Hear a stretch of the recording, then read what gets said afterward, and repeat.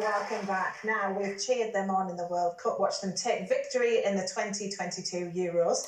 England's Lionesses have helped get the world talking about women's football. But they may never have got there if it wasn't for my next guests. Margaret, Anne, Margaret and Jan were all members of the Manchester Corinthians, a team that helped to fight for women to be allowed to play on the pitch. Before we chat to them, let's take a look at their story. Since football began, women and girls have been playing it. During the First World War, nearly every factory had a women's team.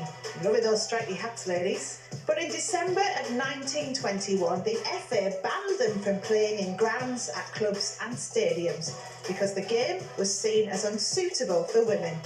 Over the next 50 years, men's football went from strength to strength with unforgettable moments like this. World Cup victory for England in 1966. What a goal. Women's teams like the Manchester Corinthians had to train in parks and fields in secret, but that didn't stop them. Against the odds, the women went on to travel the world, winning more than 50 trophies and even playing in an unofficial World Cup. Teams like the Manchester Corinthians eventually persuaded the FA to lift the ban on women's football in 1971. And since then, we've seen the likes of the England's Lionesses put the game firmly on the map. England have conquered Europe on a football field. What a special moment that was. And it's about time that the Corinthians are finally being recognised.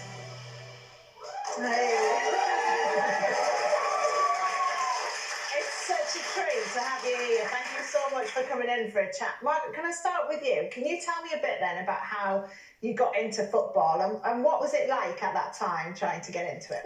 I've always liked football from being very young and always supported by my family. And I was coming through Fog Lane Park one Sunday morning and I saw these women playing football and I thought, women? So I asked this chap and he told me where the manager lived. So the next week I went home, I got my friend and we went to his house and he gave us some papers to take to our parents to sign. So we signed the papers and that was it then for me in 12. Yeah. And I was there for about 14 years. Yeah, and so and in terms of like even getting the kit and stuff, because there wouldn't have been football boots. No, he had his own kit. It wasn't really nice kit, it was very, very heavy. Yeah. Very heavy material, but it didn't matter to us what it was like. But lads' boots as well, boots are boots, it didn't matter if they're men or women, they're all the same. But I like to send for mine to the catalogue because I didn't like going in the shop asking for a pair of football boots. Really? Why? What do you think? Well, in them days it was a bit difficult. People just say they're for my brother and things like that. So until it went further on and you got a little bit older, it didn't bother you then. Yeah, I mean, sad though that has to start like that. I mean, and tell me about you then. How did you get into it? Was it something that you could do at school or was that just totally frowned upon? Was it all netball? We could never do that at school. We were in a mixed school and the girls would be in the playground, skipping with the skipping ropes, throwing 2 balls at the wall, and the boys would be playing football and cricket because we were just not allowed to do anything like that. It wasn't deemed ladylike. So how did you end up playing for the Corinthians then? Well, I used to get the Manchester Evening News and one night I read this advert that said, girls wanting to play football with a view to going abroad. Now, I'd only ever been to Blackpool, so it was more important for me to be going abroad, actually, at that moment, than kicking the ball. I know, because I'm going to come back to some of that, because you guys have played in incredible places, haven't you? But Margaret, tell me about you. Am I right in thinking you didn't believe that there were women's teams out there to begin with? Because when I was young, I played with the boys. On the field at cricket and football. And obviously when I started work, went to work in Manchester and I was playing netball for the civil service and this ball came along the floor and I kicked it like I always did. But this other girl kicked it back to me. And it turned out that she played for the Corinthians and she said, do you play for a team? I said, women don't play football. She said, oh, yes, they do. Yeah. She said, and it turned out that she was from the next town to me. So she said, right, first buzz on Sunday, we're going to Fog Lane. And I never looked back. Yes. And tell me about what the kind of training ground was like then, because it was so different to what the lads had, wasn't it? Well, it's more like a mud patch in winter. Yeah. And the changing rooms were like sheds. They didn't have heating, they didn't have lights.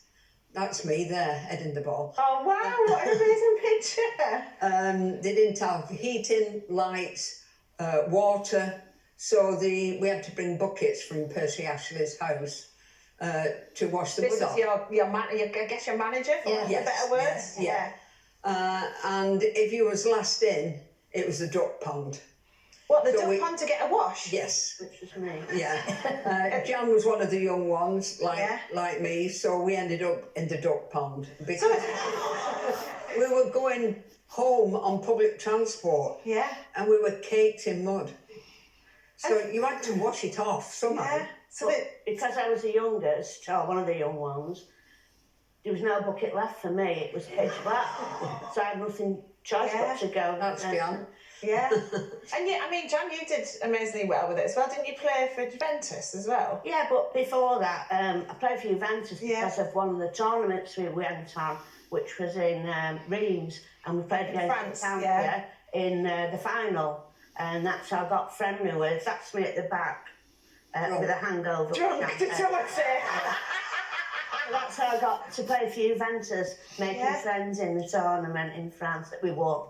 Yeah, and so I mean, at that time, you know, you're not viewed as professional. Obviously, that came a long time later.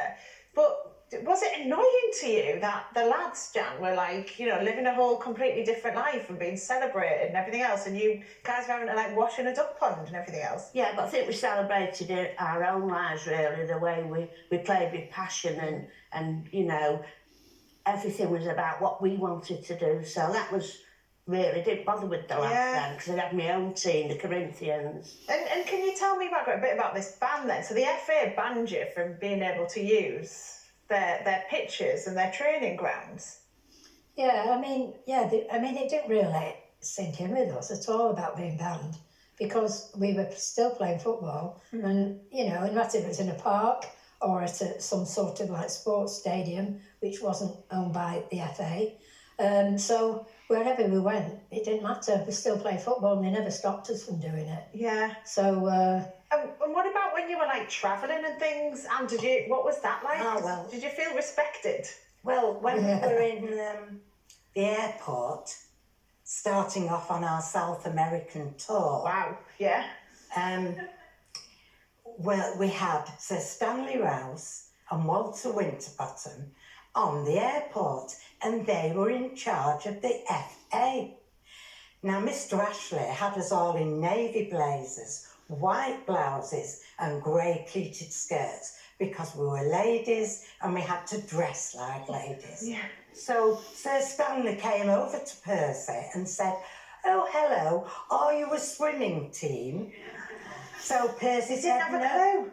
Percy said, "No, we are a football team, and we are going to play football in proper grounds abroad, which you are preventing us from doing in England." And what reaction did he get? Did Percy get? I mean, I love Percy, by the way. He sounds like such a character.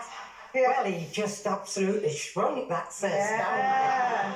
He didn't know what to do. Yeah, I bet. And so, Percy won the battle. yes, it did in every sense. Because now, Margaret, looking at how well the Lionesses have done and have actually shown they're way better than the lads in many respects, do you feel like what you guys did, help pave the way for them? We must have paved the way. Sometimes I don't think the modern footballers really know the history of women's football. Certainly not going back to our time, which was 50s, 60s, early 70s. And I'm so envious of all the opportunities they've now got. Yeah. And I'm just hoping that we pave the way for them. Yeah, I absolutely see a Netflix documentary sitting here because I want to know all the details. I want to be taken to the duck pond and see what happened. No way. But it's, Jan, we need you back in there to reenact it. Can't get over the fence now. But Jan, you guys have got a blue plaque, haven't you, the Manchester Corinthians? Tell us about that. Well, they are then. Yeah, That's the it two is. Margarets, Whit and Tiny, we call them. And that's Yeah. presented, was it a few weeks ago? On the I think? 6th Yeah. it was. And Yeah. hundreds had came to it, and all ex-team players, and unfortunately some of the ones that can't be there or not with us anymore, and this was for them really as well as us. Yeah. That's what I remember. And I think it was then. mainly for Percy. Yes, yeah, obviously. Mr. Ashley's name wasn't mentioned on that, and without Mr. Ashley, the Corinthians would never have Never existed. Yeah, I mean, this He is was brilliant. such a wonderful man. And this is outside your training ground then on That is on Fogland Park, Fogland, yeah. That Oh, picture's amazing. not. Yeah. It's an actor room. Yes, you're lovely. Oh, well, thank you so much for coming in for a chat. I mean, I've learned loads from this as well. It's incredible. We don't all know this, isn't it? Netflix documentary, it's happening. Thank you, though. Let's give our brilliant guests a round of applause.